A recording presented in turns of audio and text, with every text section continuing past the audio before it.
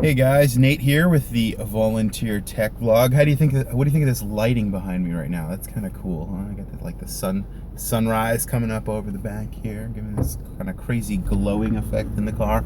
But anyway, yeah, my name is Nate. Like I said, this is the Volunteer Tech Vlog on the Live Sound 101 YouTube channel. Thank you for subscribing. And today's audio lesson is going to be 4 mistakes of the rookie sound tech. So I'm in the process of training some new folks about how to use the audio system, how to mix, and there's a lot to learn. And so Lauren and Wes, this video, I really have you guys in mind, and the title of this video could be a little bit alarming, right? So I'm not calling you guys specifically out because I've seen you do this. I've not seen you do this because you've not had a chance to do this. I'm making this video essentially to tell you 4 mistakes that I have made as a rookie sound technician. So don't get the wrong idea. I'm not trying to throw you under the bus or discourage you. In fact, quite the opposite. I'm trying to encourage you by telling you about my mistakes so you don't make them. So that's kind of where I'm coming from. And so let's jump right in. So the first mistake that is easy to make as a rookie sound technician when you're mixing is not listening. So what do I mean by not listening? Let me fill that out. Not listening to the mix. So it's you can just get caught up with kind of running around last minute trying to get your media labeled, get the recorder all queued up, get whatever the responsibilities are, get wireless functioning again. Somebody might come up to the sound booth last minute and or half hour ahead of time and start asking you questions about an announcement or something like that. And a lot of times it's easy to lose focus. So when I'm talking about listening to the mix, let me drill down a little bit deeper and get into 2 types of listening. You've got your critical listening and you've got your analytical listening. So critical listening is when you are listening for audio quality. You are listening to make sure there's no snap, crackle, and pops coming in. You're making sure to listen for maybe wireless dropouts. You're listening almost like a forensic scientist. When you're putting that forensic spin on the audio to specifically hone in for quality problems. Like if there's a loose connection, or I'm trying to think, maybe if there's like a 9-volt battery that is starting to die and somebody's using that either in their guitar or in a wireless system, that the sound of a DC battery starting to lose power comes through the audio system. You can actually start to hear what that sounds like, and when the batteries get really low, it sounds pretty horrible. So that's like a critical type of listening for the overall quality.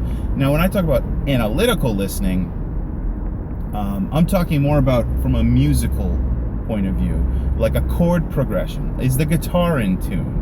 Is there a pitch problem? Is the piano out of tune? So you're analytically, you understand what the song should sound like. You kind of have a feel for the music, and this is not something that comes overnight. So if you're just getting into it, this is something that you got to work on for a while, and you actually have to practice listening. You don't just sit up behind the mixer and now you've got golden ears and you know exactly what to do. You've really got to work on this skill. So forgetting to listen or not treating listening as a discipline that it really is a big mistake you can make as a rookie sound tech. Now let me get to the next point. The next point is mixing with your eyes. So this is kind of a type of not listening, really. So it kind of falls under the first point, but I'm going to make it point 2, mixing with your eyes.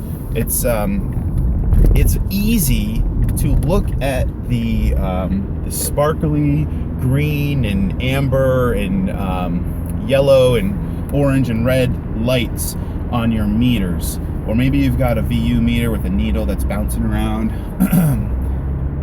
So when you're mixing, one of the pitfalls you can fall into is trying to get those meters to just look nice. And you should get the meters to look nice, but that's not really what, that should be a visual reference to kind of show you like the ballpark that you're in. And once you kind of get levels in the right ballpark on the meter, so you're metering, you know, to borrow a term from the old school tape world, when you're getting a nice saturated level, when that meter's kind of right where it should be visually, that's kind of like maybe a good rough mix starting point. And then from there, you take it and you mix on the faders, and you have to use your ears to really dial it in and get the mix just tweaked the way it needs to be. So the first one was not listening analytically and critically. The second mistake is mixing with the eyes. Now the third mistake of a rookie sound tech is, let's see, what did I say? I'm trying to remember now. Is forgetting to turn on the recorder. So this is one that I've been guilty of in the past. I'll get, you know, like halfway through the music, or we're on the second song or the third song, or sometimes like it'll even be the sermon, like the sermon's just starting and I look over at the tape recorder and I don't see the numbers moving, and I'm like, forgot to push record. So that's definitely a good one to keep on the short list of things not to forget, because if you forget to press record, then there's no record of that service happening. So when people try to get a CD or DVD, or you know, try to get the MP3 or whatever, that can be an issue, and you just basically have to say, sorry, I forgot, you know, and you don't want to be in that position. So that's why I'm letting you guys know. And let's see, what was the fourth one? I swear I had 4 when I just started this a minute ago. I had not listening. Oh, I got number 4. So the number 4 rookie mistake is always turning up. So when you're mixing, you will hear the musicians and the talent say, hey, can you turn me up in the monitor? Can I get more of me? Can you turn me up? Can you turn me up?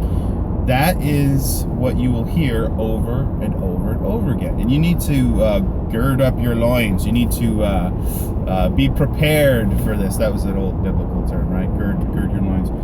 But you need to be prepared for that, and to not fall into the trap of always turning everything up all the time. Quite the opposite. You need to be ready to turn things down, because nobody, well, in my experience, people are more often than not going to say, hey, can you turn this down in the mix? I mean, they might. It's happened before, but you'll definitely hear a lot of people saying, hey, can you turn me up? And what you need to do with a discerning ear is know, okay, what is taking up the brunt, the biggest chunk of sonic space there? Because you've got 20 hertz to 20 kilohertz is basically what the human ear can hear, and what most systems can probably replicate. 20 hertz to 20 kilohertz. And if you've got a guitar that is just like scooping out a huge section of the middle there, and it's, you know, going all the way down to like the low 200 hertz, and then it's going way up into the, you know, your mid treble range, that's going to eat up a lot of your sonic frequency. So when somebody else, like a keyboard player, says, hey, can you turn me up? What you need to be thinking about is, you know what, before I turn up the keyboard, maybe I can turn the guitar down, and maybe that will make everybody happy. And then all of a sudden the vocalist might say, hey, I can actually hear myself now. And so rather than turn the keyboard up and turn the vocals up and just get this huge muddy cacophony going on, you might need to just turn down that one instrument that is really eating up a huge chunk of sonic frequency. And this, again, this isn't something that you just learn overnight. This is something that takes time to work on. But and I didn't even get into EQ. EQ is a whole nother situation. But anyway, those are the 4 big things on the top of my mind right now on my drive to work that are easy for the rookie sound technicians to make. Thanks for watching this video. Once again, my name is Nate with the Volunteer Tech Vlog. I'll see you in the next video.